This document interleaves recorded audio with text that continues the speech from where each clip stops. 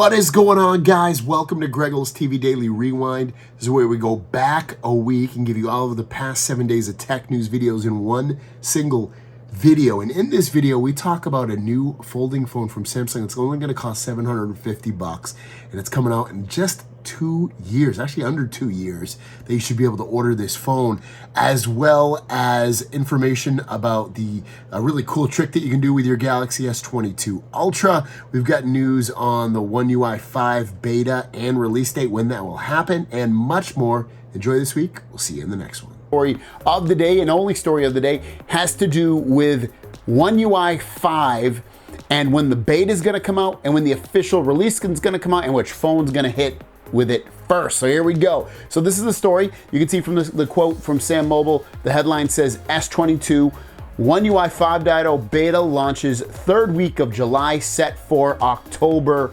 release. So what that means is starting in July, the S22 will be the first phone to be able to get the One UI beta, and it should be the first phone that actually gets the full released version in October if you don't end up getting the beta before that. So October, fully on the Galaxy S22. It doesn't mean everywhere in the world all at the same time. For everybody that has an S22 series of phone will get the full version of One UI 5. I would guess it's probably going to be mostly October, but it will probably roll into November as well. What other phones are going to get it? The article doesn't go too deep into it, but you got to imagine, like they always do, it'll be the newest phones at the time first. That being Galaxy Z Fold 3, Galaxy Z Fold 4, Flip 4, Flip 3, the S22 series of phones like they mentioned. You're probably also looking at, after that, it would probably be the next tier of phones, the S21s, the Z Fold 2s, the Flip 2s, or actually would Flip 5G,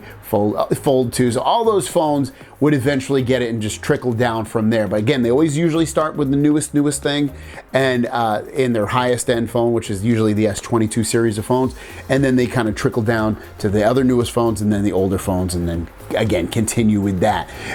So you're probably looking at a timeline for all phones probably being the full release, probably being October all the way into early next year, maybe even mid next year. But I would expect the newer phones, if you got your phone at the end of 2021 or early anywhere in 2022, I would expect you to get it anytime between October and January would be my guess. And then any phone that was released in 2022, you'll probably get it before the end of 2022 is my guess. Ooh, I almost choked on my own spit. Kind of gross. As you know, the Galaxy S22 Ultra was the first S-line phone with the S Pen inserted into the phone. We've had it in the S21 Ultra, where it had an S Pen, didn't have any of the Bluetooth features, but it sat on the outside of the phone with a case. But now you can insert it just like you can on a Note. So it's a really cool thing, especially if you're an S Pen fan. Well, Ice Universe posted a really interesting, cool video of the S Pen with the Galaxy S22 Ultra. And check this out, like, I don't even know what's going on here. Obviously it looks like he's, playing with something underwater, but really it's the display. And maybe you can figure, I can't tell if the phone's really just underwater or if he's just playing with the screen and it's cropped in and he's just moving that one piece of something. But I honestly can't figure it out. But I think it looks freaking amazing and really, really cool and super interesting. And I thought I would share it with you guys because, again, I think it's a pretty weird type of thing going on there. And what story of the day is about the Galaxy S22 series of camera. Now, they've put out updates recently where they quote unquote had fixed camera lag. Well, it looks like they're definitely going to fix it in the next update that they release for everyone. This information is being reported out by Anthony the Galox, and I'm not sure where he pulled it, but he's saying Samsung has confirmed that in the next software update, its shutter lag on the S22 series, especially the 8GB RAM models, will improve. And that is fantastic news for everybody involved, because when you take a photo, if there's some kind of like lag to get the photo out, or it's kind of blurry because the person's moving, this is going to be fantastic. So be on the lookout. Hopefully the update will be out really, really soon. Next up, check out this headline. 9to5Mac is saying that delete TikTok from app stores, says the FCC commissioner to Apple and Google. So it looks like the FCC, which is a government agency over here in the United States, is telling Apple and Google to delete the TikTok app from their store so people can't download it or update it, and they need to comply or respond by July 8th. They go on to say in the article, at least the FCC is saying, basically they think that TikTok is being used as I can't think of the wording, but basically that you go on there for videos and you upload videos of kind of goofy or maybe real stuff on there. But ultimately, he's saying that the Chinese government is using that information to track your data and to track your things you're looking at, the things you search, and your facial recognition, your voice recognition, with all that stuff, your clipboard, all that stuff. I don't know, maybe they are, maybe they're not. Obviously, this has been a topic for the government's been going after TikTok for a while now, back for a year or two, maybe 2 years, 3 years. So we'll see what ends up happening with this, but nothing really happened the last time, and I guess we'll see if anything happens this time. And the last story, check out this. This is coming from ET News over in South Korea. It's saying Samsung folds foldable phone in half, and they're saying that it started development project of advanced version under 1 million won, which equates up to $750 American, is that they are basically looking to release probably either a fold or a flip that would cost about $750, and it would be like a Galaxy Z Fold or A Fold edition. So it's going to be along the lines of the A series for Samsung, but it'll be a folding phone. This is pretty freaking big news. And if they can get this released by 2024, $750 for it must be a folding phone like this phone, I would assume, because $750 for a Z Flip is only a couple hundred, maybe $100 cheaper than a Z Flip. And why wouldn't you just get the regular version instead of the A version? But obviously some of the specs would be dumbed down or lessened. Maybe wouldn't be having as good enough cameras or as good enough overall feel and fit and just overall, anything about the phone. So we'll keep our eye on this one, but it's very exciting. First story of the day has to do with the Galaxy Z Fold 3. There's actually a second June update rolling out right now. It's about 300 megs, and in terms of what it's adding for you, well, that's a good question, because it doesn't really, it just shows that basically the apps below may be updated, so maybe you might want to check. But other than that, it just sounds like it's a update for just software, basically. Nothing really major in there, security update, something like that. So I checked my phone, my unlocked Galaxy Z Fold 3. I don't have it, but maybe you do. Just check on your phone. Next up is the Nothing phone. This is the Carl Pei phone, which should be out very, very soon. These are the specs for it. 6.5-inch Full HD Plus OLED display with 120 Hz refresh rate. It's going to have a Qualcomm Snapdragon 778. So this will not be a powerhouse of a phone in terms of processing power.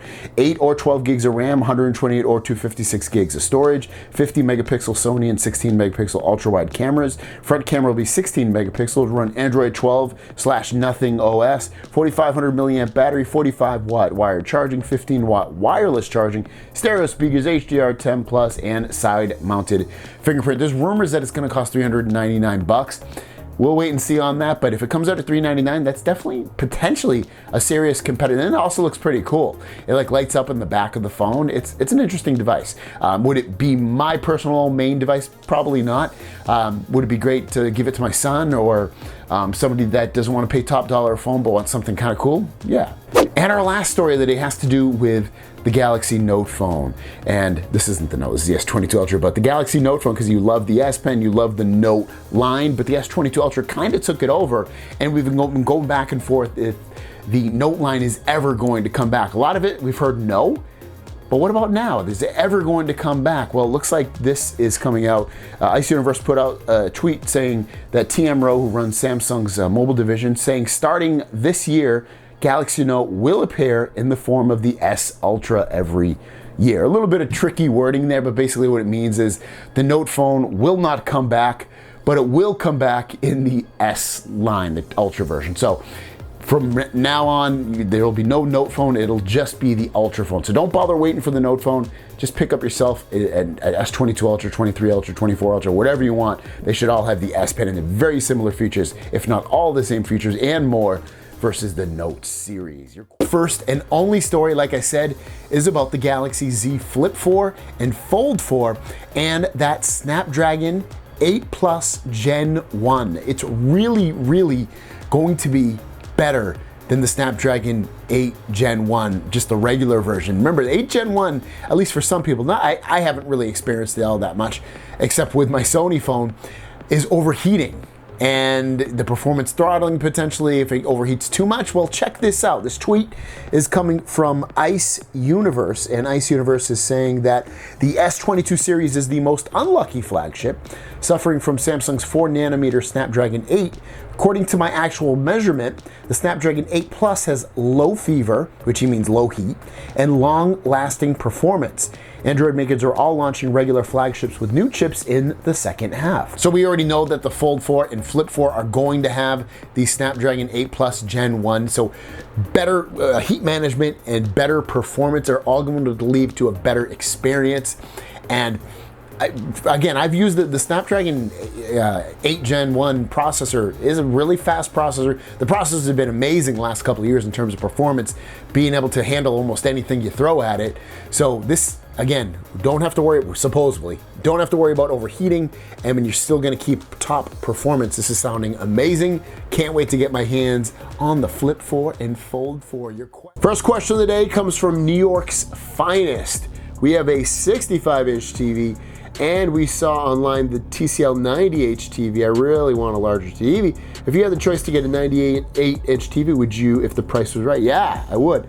I don't know where I would put it though. I mean, we have space in the house to put it, but in the matter of like an area that would, or a table or something that would hold it, that would be the tough part. But yeah, I would love a TV that big. New York's finest again says, will the Z Fold 4 have the same cameras as the S22 Ultra? If so, will it be a good trade for the S22 Ultra for the Fold 4? How much will Samsung give us for the trade for the S22 Ultra 4? Same cameras? No, it should have cameras closer to the S22 Plus. And then is it a trade-in value for S22 Ultra? I would guess 800 bucks. Subscriptions ask, hello, I scratched my hinge, not much. I've covered it with carbon skin, so don't bother me. Will this affect trade-in value? I would assume it would. By how much? I would guess a couple $100 at most. Might not affect you at all.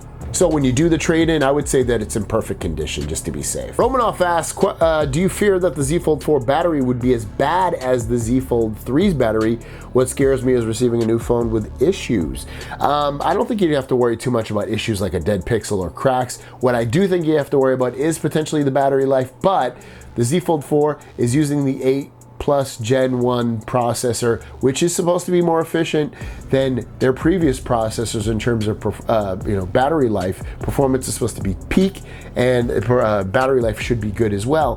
When you factor that in, it probably will get better battery life. By how much? My guess would probably be about 5 or 10% or as much as 15% better, but I don't expect these huge leaps and gains. And our last question from Cletus Cassidy, how often would you recommend resetting your phone?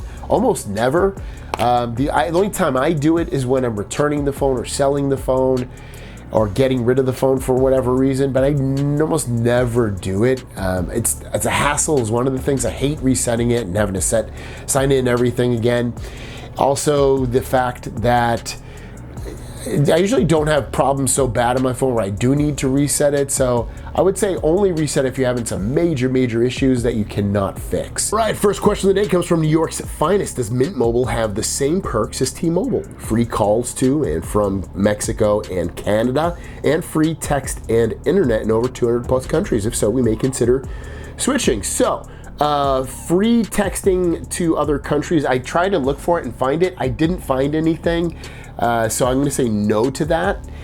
So free texting to other countries, no. In terms of internet in over 200 countries, free internet data, no. But you can buy those as add-ons. And then in terms of free calling to Mexico and Canada, yes, they do offer that. Shajil Sazat says, as an average consumer, would you buy a 2 to 3 year old flagship or a current budget and upper mid-range phone? I guess I'd probably get the flagship if I get it brand new and for a great price. Otherwise, I probably wouldn't buy it used. And then to add on to that, would I get and then the other time I'd probably get a current budget or upper mid-range phone would be if I couldn't get the 2 to 3 year old flagship phone for new. But the other thing is you're running into with those older phones is you're not going to get updates potentially for as long.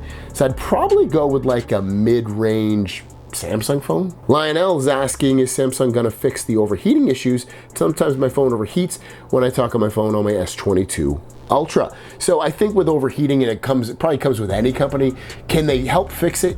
Yes, and they can do it through updates, and a lot of it has to do with throttling down the processor, not only when it gets hot, but maybe all the time permanently.